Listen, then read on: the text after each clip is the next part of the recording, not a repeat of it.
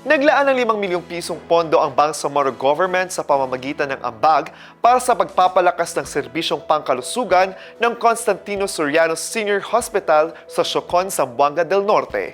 Ang kwentong Partners in Peace and Progress sa report.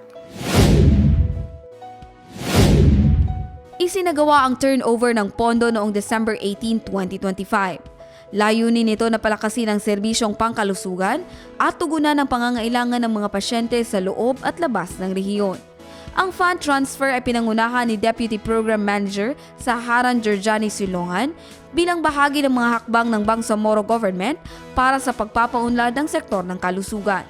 Sa pamamagitan ng pondong ito, inaasahang mas mapapalawak ng ospital ang kakayahan nitong magbigay ng serbisyong medikal at agarang tulong sa mga Bangsamoro na nangangailangan, lalo na sa mga sektor na may limitadong access sa healthcare. Ayon sa Bangsamoro Government, ang pagkakaloob ng pondo ay bahagi ng patuloy nitong pagsisikap na mapabuti ang kalidad, bilis at lawak ng serbisyong pangkalusugan para sa Bangsamoro. Jan Garcia, iMinds, Philippines.